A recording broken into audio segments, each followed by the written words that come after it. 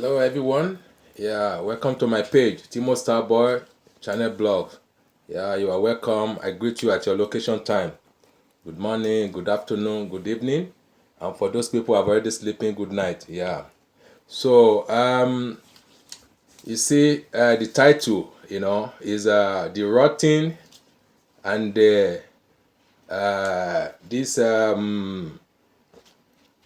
corruption on the judiciary system in Nigeria is what we are about to talk about, and the secret behind it.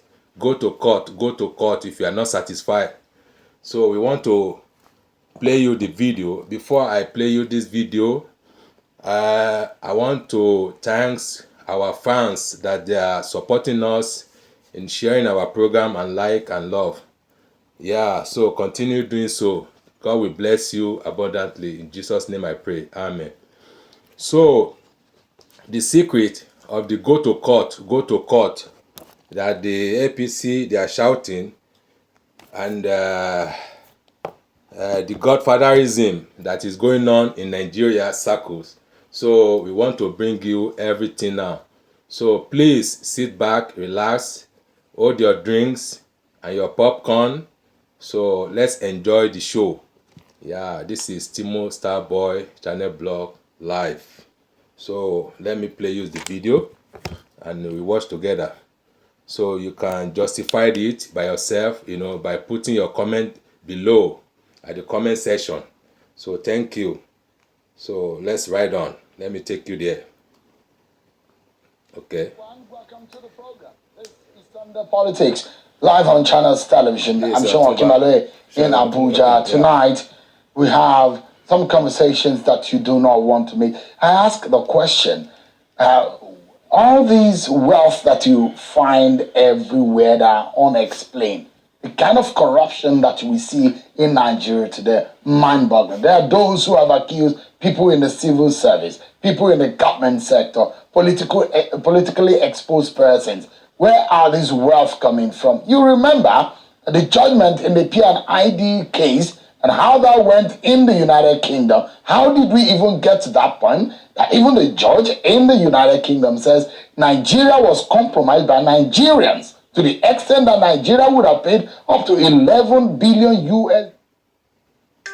Who is calling me? Oh, sorry. Compensation on a fraudulent contract. What kind of situation do we find ourselves as a people? So much that corruption has eaten so much into the fabric of our nation. Tonight we're having some frank conversation about how we can turn the hands of time. But before we get into that conversation, a very distinguished senator will be joining me to discuss that. But let's get into it. I'm sorry, guys. The conversation also that bothers the mind. Sorry. Oh, this is a momentous period. Stop. In our country, a turning point in the honors of the Nigerian judiciary, as we bear witness to a moment of unwavering truth and justice. Justice Musa Datija, a towering figure in the legal world, has taken a stand against the pervasive issue of corruption within the Supreme Court and the broader Nigerian judiciary. In a statement that is as courageous as it is unprecedented, Justice Datija unveils a piercing examination of the challenges in corruption plaguing the very heart of our justice system, igniting a fire of reform and accountability. In Justice Musa Datija's groundbreaking statement, it assessed the corrosive influence of corruption within the hallowed chambers of the Supreme Court and the wider judiciary. Let me allow you to listen. The man was retiring, but before he left, he opened a can of worms in the judiciary and how the judiciary itself has enmeshed itself in corruption. Take a listen to Justice Datija.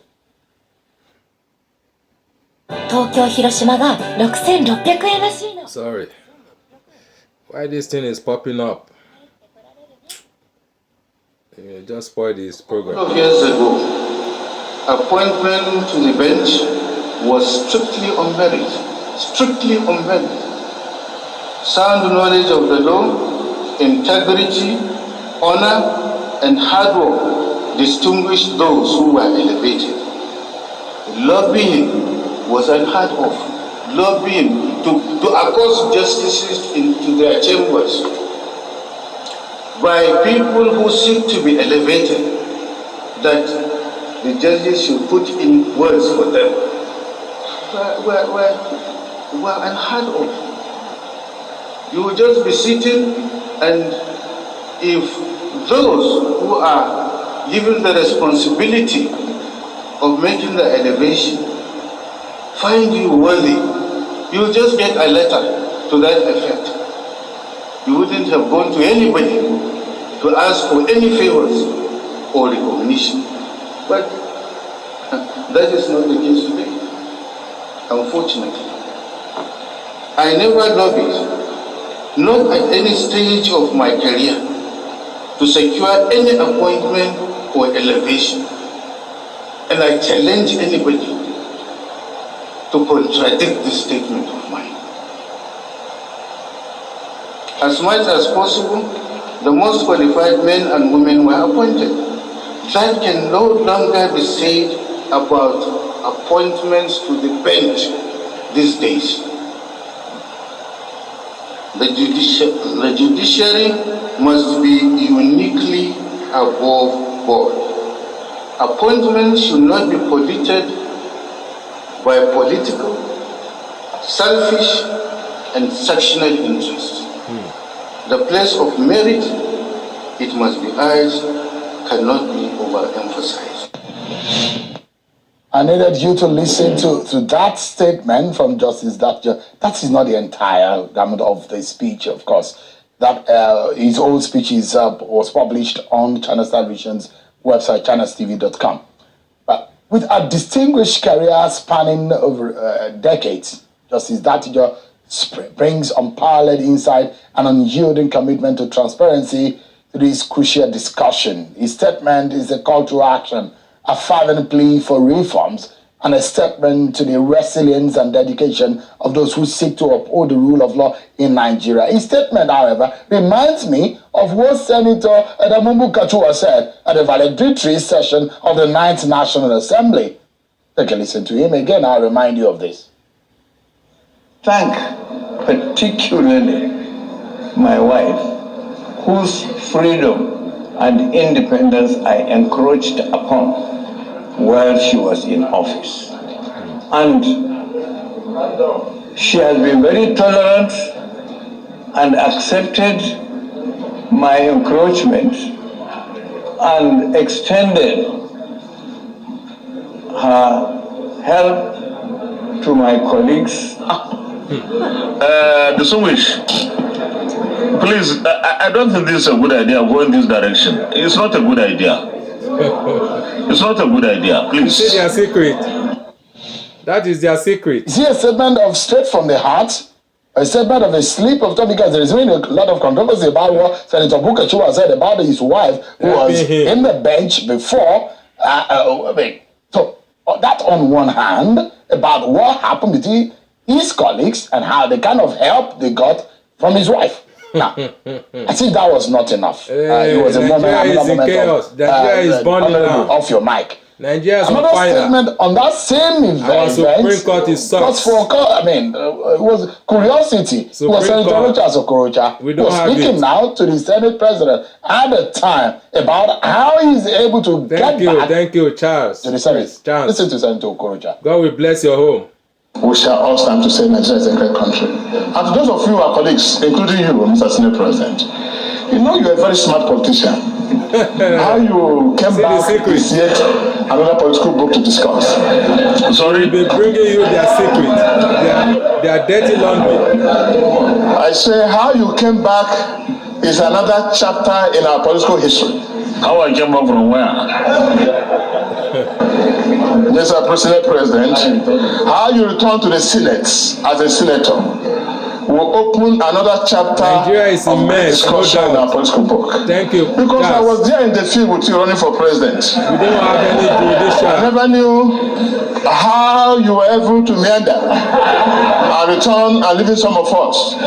Next time you must teach me how to do that. It was easy. He will teach you the crook. It was easy. I was there with you in the field, but after our defeat, my constituents thought they needed me again. See how they are making joke. Sorry guys, see how they are making joke on human life. That did not go out of service without mentioning some of those cases they felt were judiciary system. Some scrutiny. It's in us tonight, first and foremost, let's deal with that before we get into our main conversation tonight. As we delve into the profound implications of this statement, one that aims to reshape the future of the judiciary, ensuring that it stands as a beacon of impartiality and integrity for all Nigerians. I have tonight joining me, former chairman of the National Human Rights Commission, Professor Chidi Odinkali, joins us virtually. Criminals everywhere. Thank you so much, Prof, for joining us all tonight. Criminals. Crook. I don't want to be told that. Thank you for having me. I don't want to be told. The other day that I was cautioning you about the way you spoke and on the issue of corruption in the judiciary, and I have a feeling that when I speaking tonight, you will be laughing at me. You were grinning when I called you earlier to invite you on this program about what you said, and I was cautioning you. But because you're a member of the bar, you probably understand how far-reaching some of these issues are. Were you shocked by what Justice Dati just said? No, sir. So, in all what Justice Dati just said, how bad do you think are? Was he able to speak to the extent of the kind of corruption you think exists in the judiciary? I mean, if there is corruption in the judiciary, thinking that it's even at the highest level of the holiest of the holies of Nigerian judiciary, the apex court, the Supreme Court, where we all bow to as the last hope of the masses.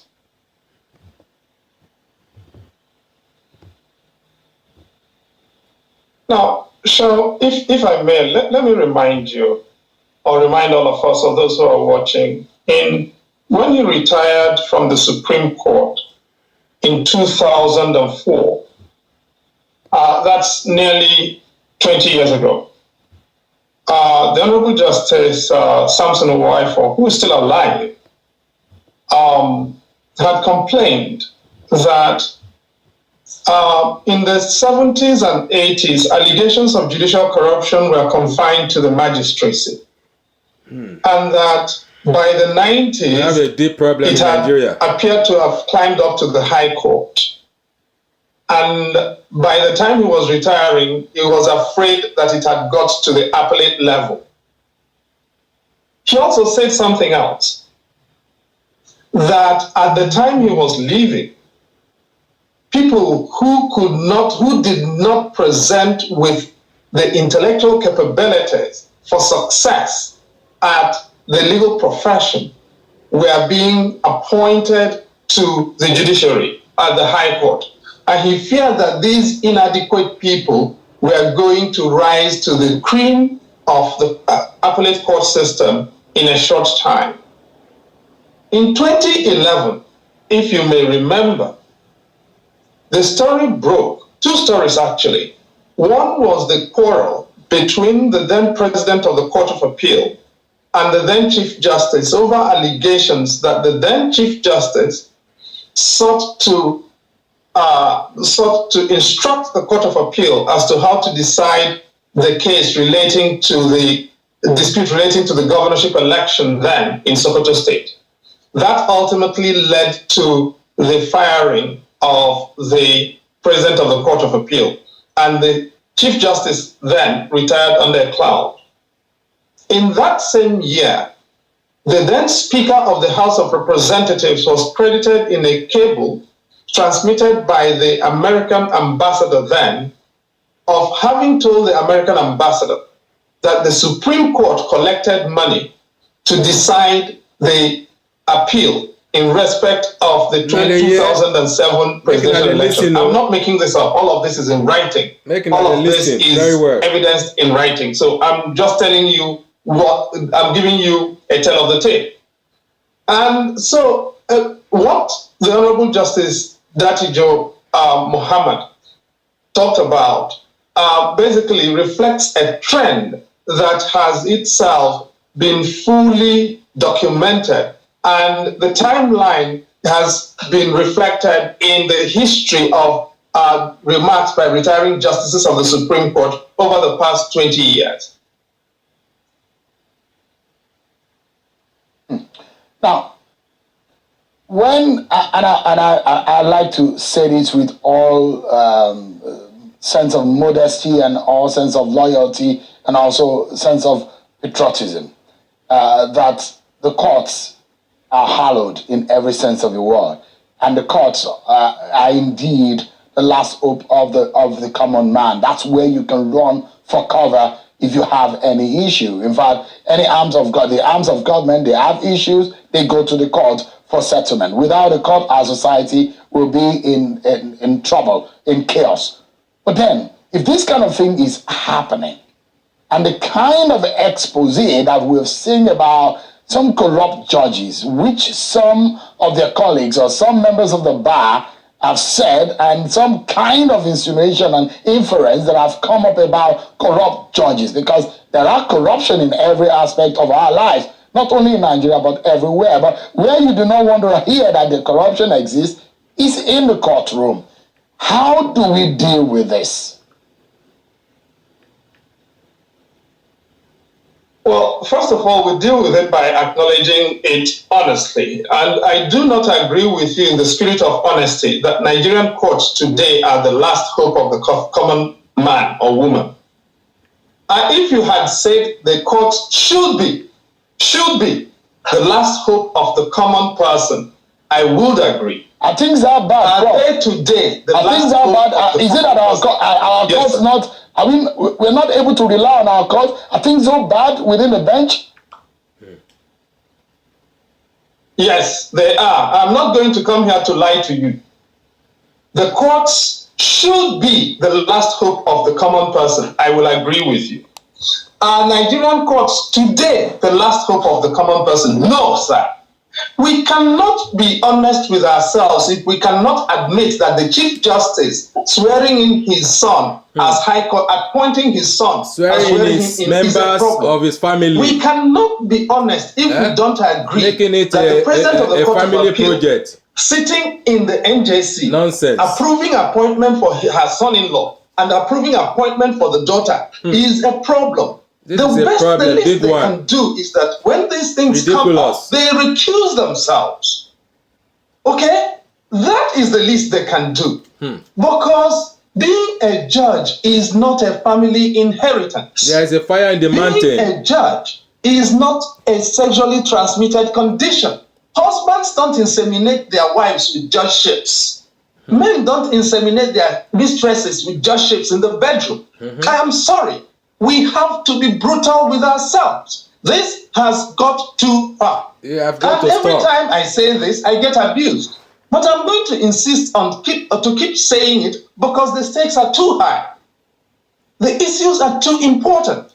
Ordinary people are being ruined by this. Thank you. And we cannot continue to pretend as if we don't know that this is a problem. Keep watching. Now keep we're watching. hearing it from the judges themselves. So it's not rabble-rousers like keep me learning. saying Nigeria this anymore. Sink. And saying, now, I started It's saying this hell. over nearly 25 years ago. I quarreled with Justice Ebo because at that point, for those whose memories go that far back, Justice Ebo, I kept pressing on his case and on his neck until he was retired compulsorily. But that was the beginning of the problem. Now we have an epidemic. And yes, it has got up to the Supreme Court. And we have to acknowledge that if you have a judicial system in which judges of the Supreme Court are saying that the Supreme Court is itself in a problem, then you have a credibility crisis. It can no longer be described as the last hope of the common man. We have to address it. So now, I'm hoping to understand where are we going to start from. Are there still good men in our society that can serve in the bench today? And where do we find them?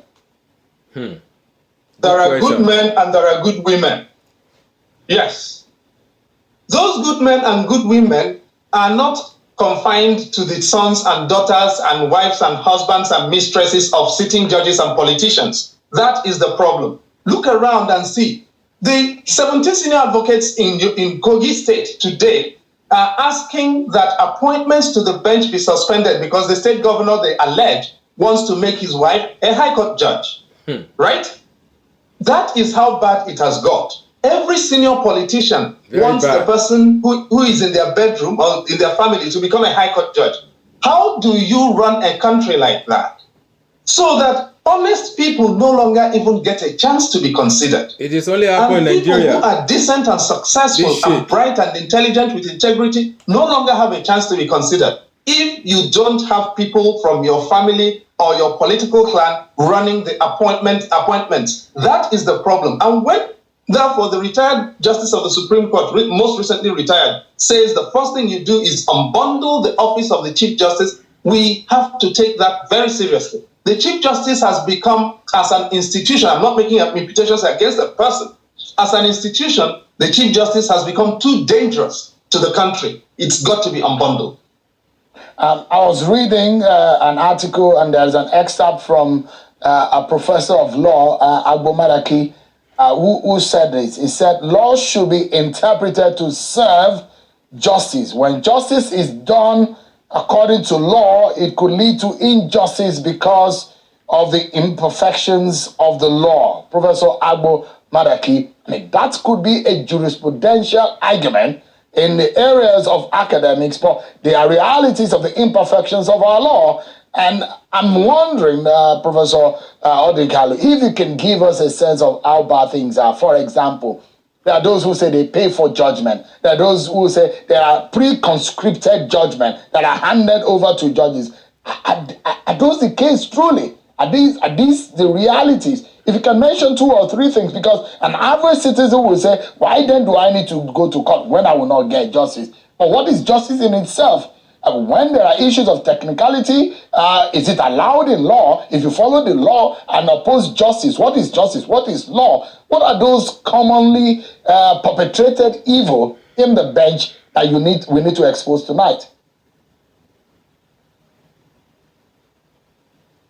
Look, the NJC, over the 20-year period from 1999 to 2019, the NJC considered just under 1,000 petitions against judges, and the strike rate in terms of success rate was about just under 15%, right, of judges in respect of petitions in respect of which they decided there was a case and there was culpability on the part of the judge. That's actually an extraordinarily high strike rate, given that the NJC is very reluctant to discipline judges. But when you look at the kinds of allegations that were found, in 2005, for instance, you had the case in respect of Senator Ugochukwu concerning Anambra South Senatorial District, where 2 justices of the Court of Appeal were found on record by the NJC to have collected money. In that case, you are talking about one was given 15 million naira in the money then. Another collected 12 million naira. And I can give you their names if you want, because all of this is public record. I'm not making any of this up. Justice Adeniji and Justice Okuchukwu Opene of the Court of Appeal. I should also mention here that of the 3 justices in the case, one of them, Justice Akas, absolutely refused to collect a dime. He declined any importunations. He ruled according to the evidence and the law and became the minority in the case. But you know the good thing? He got up to the Supreme Court because he refused to be corrupted. So let nobody think that I'm here to keep telling stories about corrupt people or corrupt judicial officers. We also have had and we have evidence of incorruptible judicial officers. The problem now is that they are few and far between and they don't travel high enough. That is the problem, and we've got to fix that. And we've also got to fix the situation in which the only people who are now getting processed to appointments are the sons and daughters, husbands and wives, and I will continue to insist, mistresses and lovers of sitting judges and sitting politicians. That is the biggest problem. And why is that a problem? Because it is front-loading the corruption. It's no longer buying and selling of judgments. It is that people are now planting their families in corrupt relationship with the judicial system to make sure that down the road, you cannot even get any idea of justice. So sad. No but wonder. Quickly, Prof. there are issues of payment. I mean, Justice Datijor is saying that a registrar of the Supreme Court is earning more than him, who is a judge or justice of the Supreme Court. In some way, imbalance, isn't it? I don't know how RAMFAC or how any agency of government calculated in such a way that the registrar is earning more than the judge of a very senior member of the bench. And another thing is, in fact, the CJN himself is saying there are just 10 judges left, justices of the Supreme Court left. What are we waiting for to appoint justices to the Supreme Court? They are already loaded with work. And I can't remember in the last 2 decades or so when we've had a fully complemented Supreme Court appointment at a time. I mean, there is always a deficit. Where do we go from here?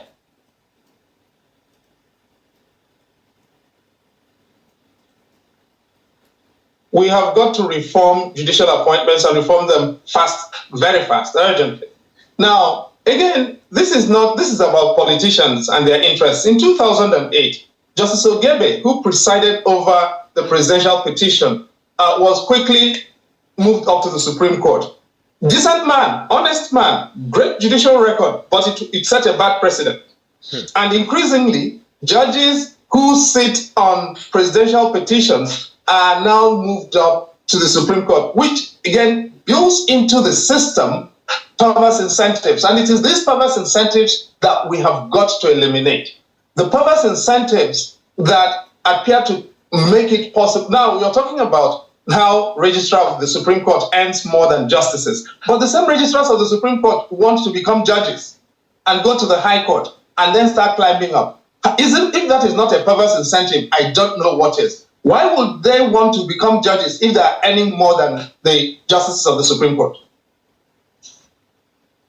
Well, again, there are South, South, Southeast. They are not represented. That's one of the things Justice Datijor also said. And he said that it portends bad for our judiciary.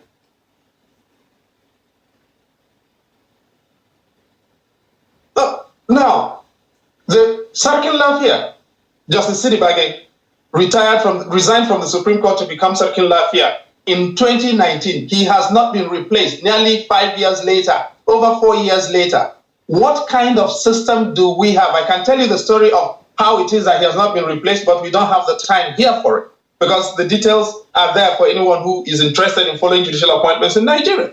But the point is that we shouldn't be there. We should have a quick enough system, and partly I've got to regrettably say this is institutional laziness on the part of President Buhari, because there is no way you can have a situation in which in 2019 vacancies existed in the Supreme Court. 4 years later, after he left, those same vacancies still exist. He must take personal responsibility for his failure in this. We've got to call him out for his failure in ensuring that those appointments were made. Just in about 30 seconds, Prof, to wrap up. Can you imagine? The judicial reforms, I think most of it will fall on the table of the Attorney General of the Federation and the Minister of Justice. And the appointor is the President of the Federation, who will make suggestions to the CJN. Do you believe and do you think that these men will do right by Nigerians in their true conscience, make sure that our judiciary is rid of the kind of dirt that we have wrought that has been described to have been now?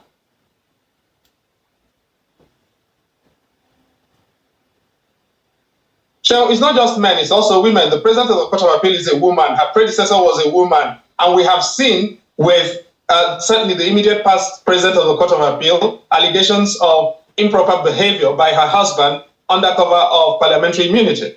And so no gender is safe in this whole thing. We're all messed up, all right? So if we're going to fix this thing, the only thing I can say is that the judiciary is too important to be left to male or female judges alone and politicians. Citizens must take serious interest in what happens in the judiciary. And no, we can no longer abandon it to an incest of politicians and judges. That is what got us into this mess to begin with. We've got to insert citizens into this and insert them in a big way to make sure that we contain the damage that the politicians and the judges and lawyers, Nigerian Bar Association leadership, are doing to our judiciary and administration of justice. Sorry.